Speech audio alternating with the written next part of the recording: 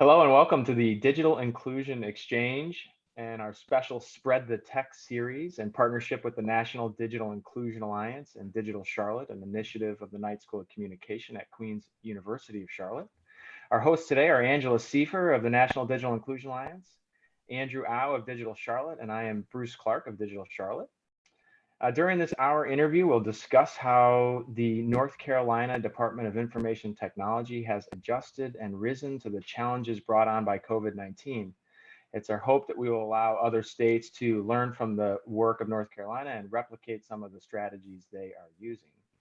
Our guest today is Amy Huffman. Amy is a public servant and storyteller specialized in broadband, digital equity, tech-based economic development, and digital infrastructure. She has worked for a variety of types of public service organizations, ranging from nonprofits to the School of Government at the University of North Carolina, Chapel Hill. Currently, Amy is the Research and Policy Specialist for the Broadband Infrastructure Office, housed in the North Carolina Office of Information and Technology Services. So Amy, thank you for joining us today. Thank you so much for having me. It's such an honor to be here. Yeah, so I'm straight to the theme today, jumping in a conversation here. Tell us how your office is responding to this crisis.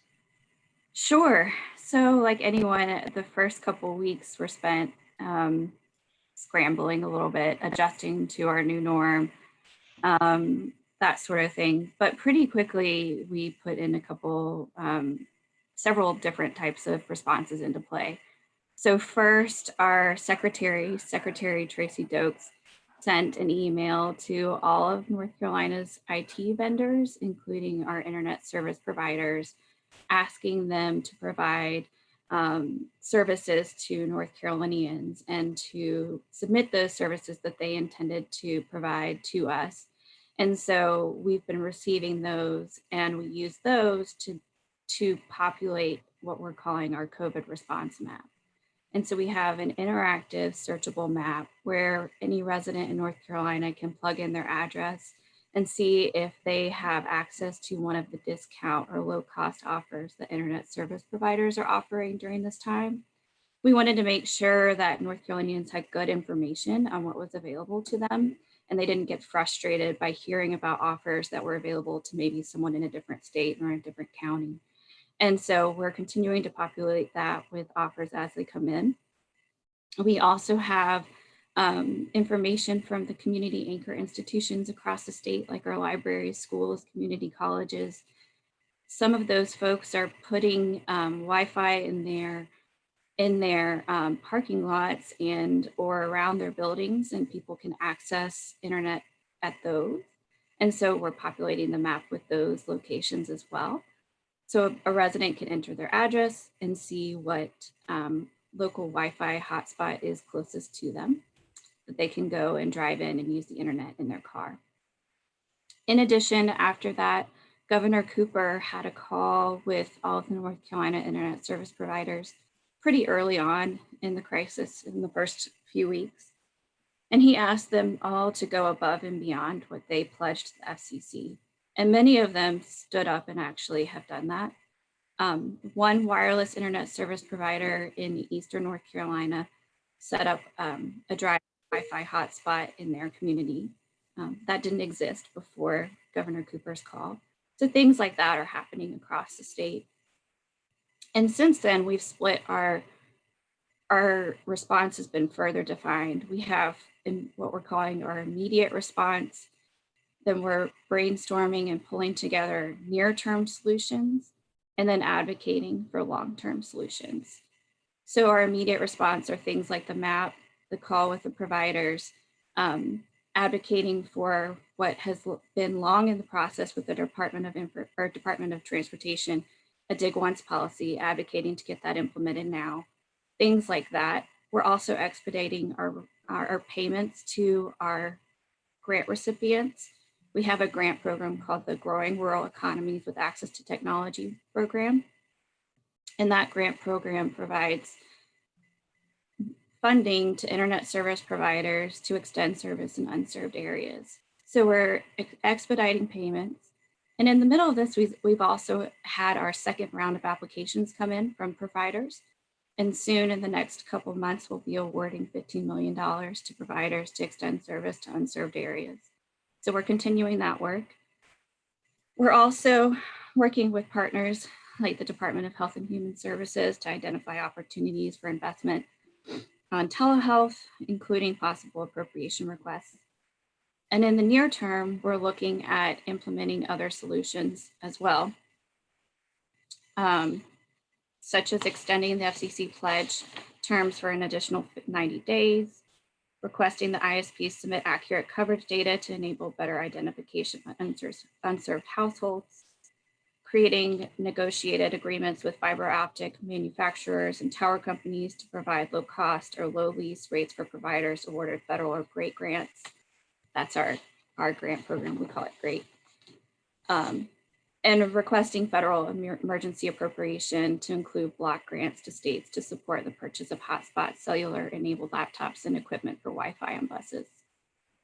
We've also been working with our Department of Information, or our Department of Public Information, which is our education department, and a couple other organizations like the North Carolina Business and Community Education Group that sits in the governor's office to secure funding to put Wi-Fi on school buses and the school buses that are delivering meals to families across the state, so that when those meals are delivered, that students can log on and upload their homework or their work or download assignments and things of that nature. We've received commitments from AT&T, Google, and Duke Energy to provide funding for those for that equipment. And hey, that's a lot of stuff there. Incredible. And I know you're still going. I imagine it's like a scroll, and there's just like you're just like unraveling all of these amazing things that are happening here. I think Angela might have had a question to jump in on a couple of those things. Sure. I do, Amy.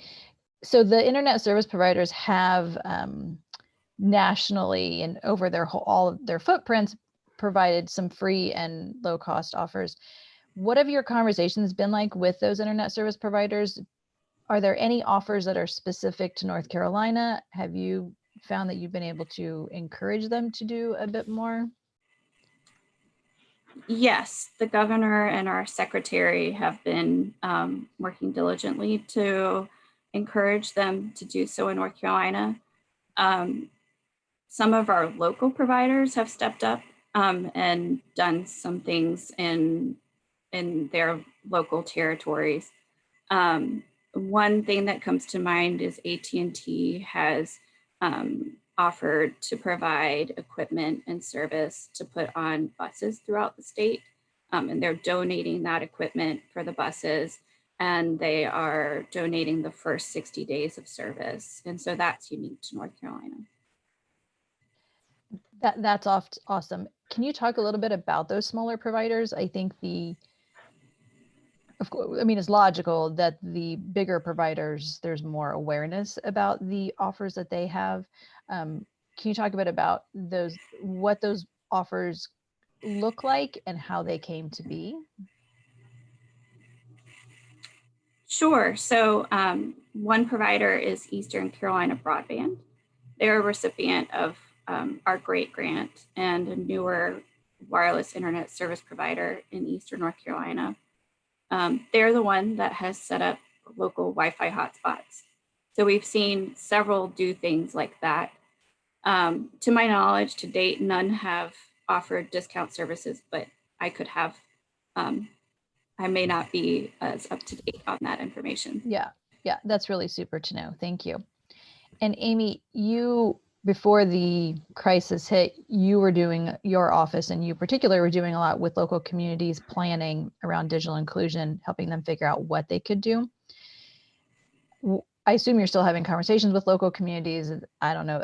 Can you tell us, is any of that? I mean, it seems like planning right now is not something anybody's doing. It's more like do, not plan. So what are your conversations with those local communities? What do you see them doing? Sure. So a lot of the planning has been put on hold. People are more in response mode and less in planning mode. And some of the initiatives that we had in the works prior to this are being altered because of that. For instance, we had a partnership with the Emerging Issues Forum out of NC State University, the Institute of Emerging Issues, excuse me. And they, a few months ago, really right before all this hit, announced a new partnership with us called Band NC, which would be a small grant program for communities that created digital inclusion plans. And then they'd get a little bit of funding for implementing those. We're now rethinking that and how to structure it in a way that is more responsive to the process, or to what's going on right now. So we're still, that's still in the works, but it's now being reconsidered how to best implement that, whether it should be more response-based to the crisis and maybe have some planning happen later down the road that will still assist them with things like that. Our local communities are still working with our technical assistance team. We have developed a survey that we were developing long before this happened, that we still intend to push out to gather better data across the state on where internet access is and isn't and why people don't have it.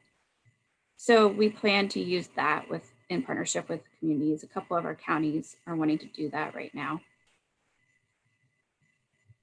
That's awesome. The Institute for Emerging Issues, so I was at that event that they held prior, and it was amazing. I was blown away that a university research center, essentially, active kind of center, had pulled together the issue of broadband and was not only addressing availability, but also addressing use of broadband.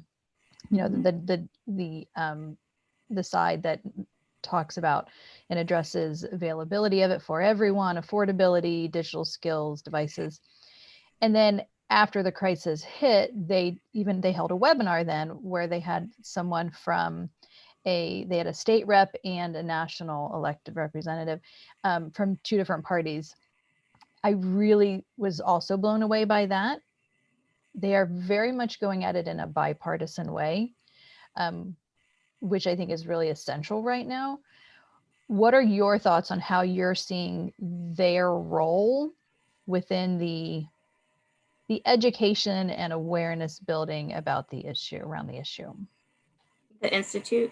The Institute, yeah. Oh, they're a wonderful partner. They are a convening organization. That's what they thrive at. Okay, thank you. Really wonderful at convening conversations around difficult and important topics. And that's what they excel at and thrive at. And they have a lot of credibility in North Carolina because they're really smart, really awesome people, and have a long history of pushing forward topics that need to be pushed forward.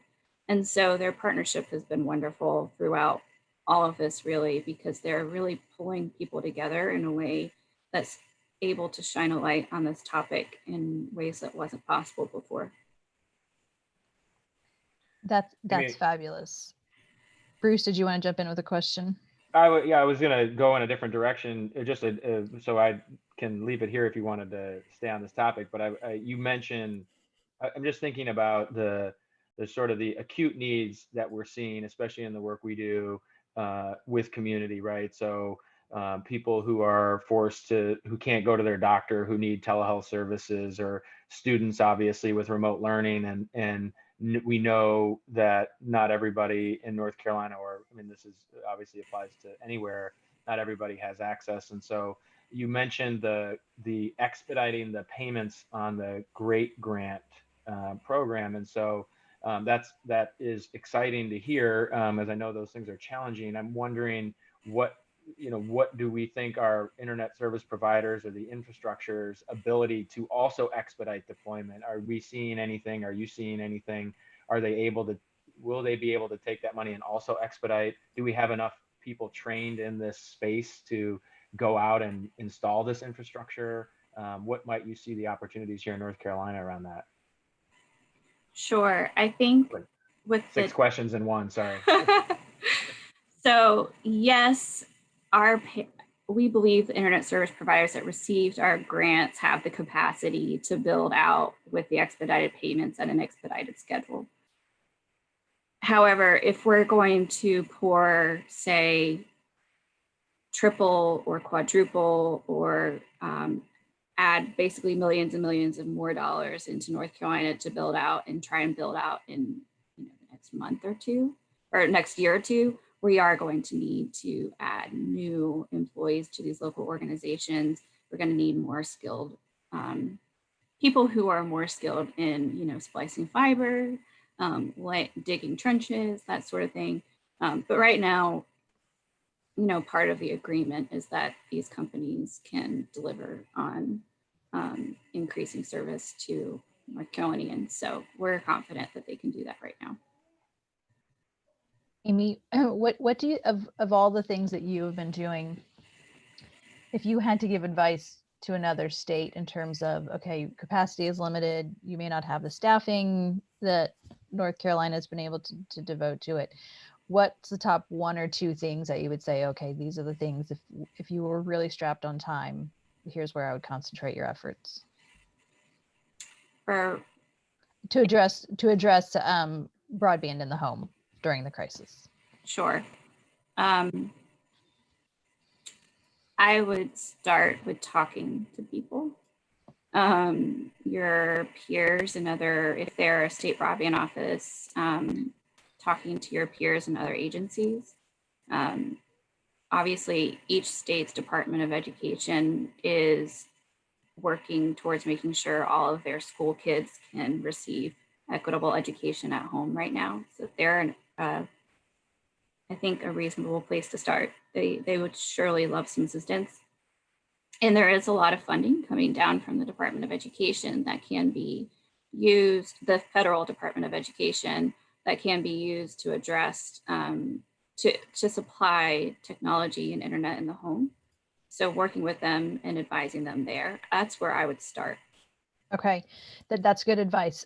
So my understanding of that funding that's coming from the CARES Act through the U.S. Department of Education is that it can be used to support the distance education that's occurring now, the distance learning that's occurring now, that it might be used on technology and it might not.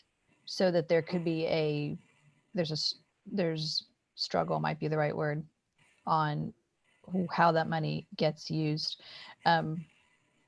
What are you hearing around that struggle, the kinds of ways that the money could get used? Well, I think right now there's just a lot of unknowns, and there's a lot of different, just in the CARES Act for the Department of Education alone. I was on a call yesterday and it seems like there's 4 or 5 different pots of money, different ways you can go about receiving it, different things it can be used for. So I think right now people in North Carolina are still trying to figure all that out. What is what, and trying to figure out what it should be used for and what it should go towards. Yeah, I think that's true in most states, that they're still trying to figure it out. Inside that same CARES Act was money for in-student museum library services, also to be used for the issues we're discussing here today: internet access, devices, tech support. So are you having conversations with your state library about how that money will get dispersed? We are, and that's another group that I'd recommend any broadband office work with, is your state library. We've had a long partnership with them. So these conversations about how the new funding should be used happen very naturally. We have a grant from IMLS already to create a homework gap toolkit for librarians so that they can be equipped to be leaders in closing the homework gap and really the digital divide in their communities. And we have a digital inclusion librarian who's funded from that grant that sits at the state library.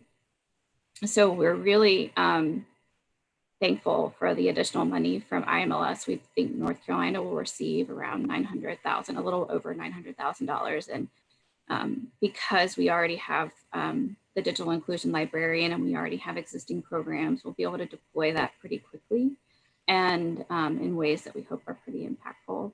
And and we'll have the support of a person at the state library who can help shepherd the local libraries as they implement new programs like hotspot lending or other things. Yeah, that's really super. Have you adjusted that program? I'm sure you have adjusted it, right? How have you adjusted it because of the social distancing? Sure. So I'll give a brief overview of the program and then it'll make more sense what we've done since. So the program, through the program, we hired a digital inclusion librarian who sits at the state library. We partnered with 4 different communities across the state. They're all rural. For North Carolinians, those are Robeson, Caswell, Hyde, and Mitchell counties. And we gave those libraries 35 hotspots apiece to check out to local middle school students. And so they partnered with a local middle school. They checked out the hotspots to the students for the full school year, and then had digital literacy training once a month for the students and their parents. So that training has been put on hold. Obviously, all this hit and people could no longer come in person. The students do have the hotspots still. And with the libraries were able to check out, we had a few left over. We didn't have full registration in all the counties. So the libraries were able to check out the additional hotspots to other families and communities who needed them. The libraries are all closed right now, but they will soon be coming back to work. Some of them are going to the office here and there. Our digital inclusion librarian is creating written for the last couple lessons that the students weren't able to go through. She's creating written packets for them and we'll be mailing those to them. But they'll also, part of the program was if you completed all of the trainings, you received a free computer. We're still going to be delivering those. And so we were just setting up the logistics of that this past week. So they'll be getting those soon. They'll still get a certificate of completion. They'll get the materials that they missed, and the libraries can choose whether to let them keep the hotspots for the summer or not. Gotcha. Thank you. Amy, I had a question. Mm-hmm. Have you guys discussed, or has there been any discussion about doing some sort of virtual training now that there has been, I guess, devices being sent back home? Has there been any discussion of that? Or is there still kind of, we're trying to see what everyone else is doing? I know for us at Digital Charlotte, we're trying to figure out ourselves how we are going to adapt to everything being virtual. Yeah. So I think what we'll end up doing is, I don't think for these participants we'll have a virtual training, but we will have, once they receive the computers, we'll have probably at least 2, maybe more times where they can call in or video in via Zoom and ask questions about the computers or any lasting questions that they have about how to, the things that they learned through the program. Most of them got through all but one of the workshops. So they're missing content from one workshop. But so we'll give the opportunity that they can ask questions and that sort of thing. And then if the libraries want to do an online training, they're absolutely welcome to do that. On that same topic, so we are in a very similar place and had a program that was 1 week away from finishing, and next week we're going to sit in the parking lot and hand out the devices one by one to residents at a senior facility, and providing them the hardware along with the skills that they already gained. But thinking about access to devices, especially now, we've heard a lot of companies that were previously donating are needing those devices to because of all the remote work. And so where they might have had a surplus, they no longer have a surplus. And we know some opportunities in North Carolina around state surplus of equipment. Wondering about other states that might be thinking about this as well. But has there been any movement on loosening, I don't know if it's the right word, but the restrictions around these nonprofit refurbishers getting access to the state surplus? Yes, the governor actually issued an executive order loosening up the state surplus computers for departments and education authorities to acquire. It did not, however, give authority to our device refurbishers to acquire them.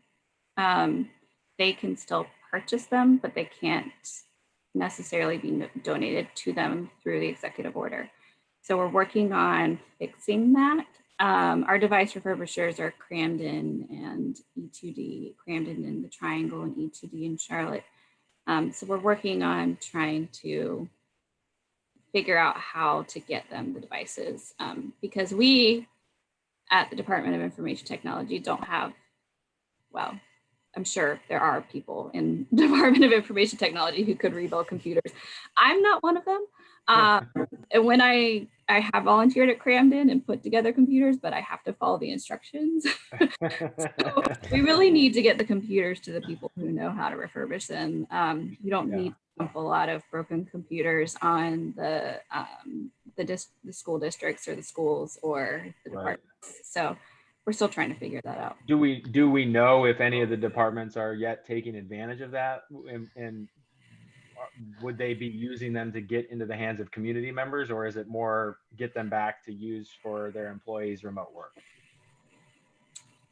I do not know if anyone is taking advantage of that at this time. To my knowledge, a lot of departments don't have a huge surplus of computers to get rid of at this point.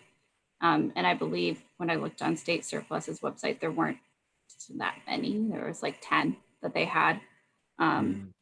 So I don't know that it's filling that gap for departments.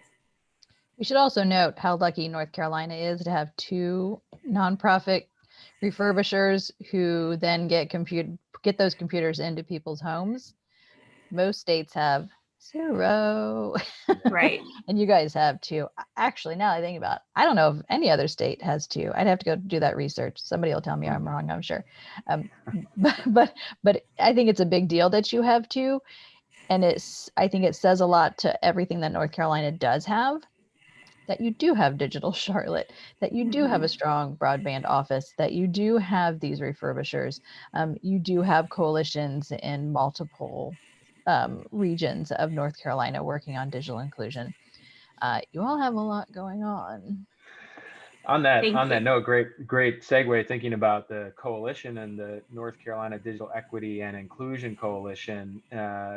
Amy, do you want to maybe just give a brief setup on that, but then also thinking about how that network of organizations and agencies are collaborating specifically during this time? Yeah, so thank you. Yes, we have the North Carolina Digital Equity and Inclusion Collaborative. Because we had to be a little bit different, right? Yeah. So it's a group of digital inclusion leaders from across the state and different folks at different agencies and from some universities who work in digital inclusion, and or their work is highly influenced or highly touches digital inclusion. For instance, the Department of Public Instruction, there's some folks there who are on our collaborative. So basically it's folks like Bruce and Andrew from across the state who really live and breathe this stuff. And we meet quarterly, and it's a place for groups to learn from each other, from us as the state to learn from them, and to hear about what they need to push their work forward and to create a more digitally equitable state, and for us to work on projects and things together. We have had a couple of really wonderful ideas come out of that group that we've been working towards. Like hosting a device day or a digital literacy day where we really highlight these issues and bring attention awareness to them. So we're still hoping to do that at some point, although it feels like now every day is a device day or digital literacy day. Everybody is keenly aware of these issues now. But yeah, I've seen throughout this time, I've taken notes from folks like the NDIA and the NTIA, the National Telecommunications and Information Administration, and convened, we had a meeting a couple weeks ago just for us to, convey what we're doing at the state to all of the members of the collaborative, and then also to hear from them what they need and what they're working on in this time. I try to keep tabs on what everyone's doing and then connect dots between folks when they need to talk with each other. I've seen some, for instance, in Durham, a group put together a flyer for to give to libraries about different resources that are available during this time. And I've seen a couple other things come out of the group.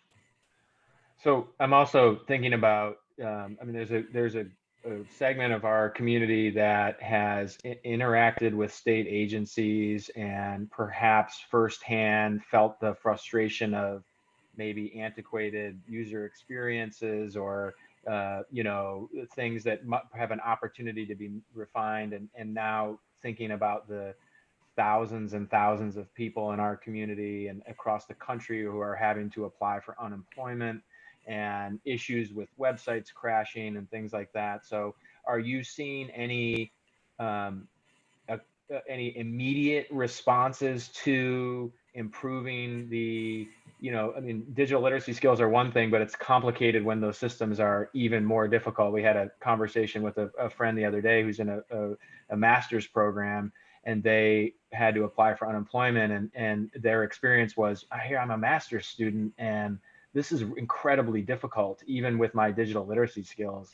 And so I'm just wondering if you're seeing or driving or participating in any conversations at the state about their digital tools and how this might be a really great opportunity to rethink the way that the customer and our communities experience these things. I haven't been in those conversations, but that's good to hear that people are having struggles with that, because I can bring that back to folks. Another thing we have here in North Carolina is the Governor Cooper issued an executive order last year to create a task force of his state cabinet agencies to connect North Carolina. It's to update our state broadband plan and to really take, for the cabinet level agencies to take ownership of some of the recommendations that they can shepherd to increase digital equity through their agencies. The task force did have a meeting earlier this week, and I was able to hear updates from each of the departments. The Department of Commerce, as you can imagine, they've been inundated with unemployment requests. And so that's their main role and work right now. So that feedback's good to hear. I would encourage North Carolinians to provide that feedback to the state, and I can provide it to our colleagues. Great. Well, you know, we coming towards the end of our time, and so I want to just make sure that we provide an opportunity for any maybe last questions, and then of course Amy will kind of give you a opportunity to wrap it up and put a bow on it. But Angela or Andrew, any kind of final questions? I don't have anything. Again, huge kudos to Amy and all of North Carolina. You all are a model. So thank you for sharing your innovation and your awesomeness with us. Andrew? Nothing for myself. I mean, I guess I would make the general question of what did we not ask that you want to talk about, but that goes into the next point. Yeah. Amy, what did we not ask you that you want to share? Well, first, I want to thank Angela for just being a fearless leader, and a lot of the opportunities that are now available to us, like the IMLS funding for digital inclusion and some of the money in the CARES Act, is due to her and your leadership at NDIA. So thank you. You guys have been awesome during all of this and supporting, and I've heard a lot of really great ideas from the community that you've created and community that we've created here in the state. I've really used your model. I just copied and pasted it here. So thank you. And thanks to Bruce and Andrew too. Y'all are, again, another group that I consider as one of the greatest leaders in the country in this space, but particularly here in the state. And I lean a lot on your expertise. And ideas. So thank you for all your work in Charlotte and for inspiring us to always do better and do more and to really close this divide. The last thing I'll say, I think, North Carolina is a leader because we have people like Bruce and Andrew throughout the state. And because I think, honestly, it feels kind of quaint, but together we are better, and we, they push us to do more, and I learn from them. And then others throughout the state learn from them and are inspired. So I think that is why we are doing so well, is because we have so many wonderful people here who are really dedicated to closing the digital divide. I don't know that we could have ended it any better. So, but again, Amy, thank you for your time. Andrew and Angela as our co-hosts. So thank you for joining the Digital Inclusion Exchange and our special Spread the Tech series in partnership between the National Digital Inclusion Alliance and Digital Charlotte, an initiative of the Knight School of Communication at Queen's University of Charlotte. Thanks. Thank you.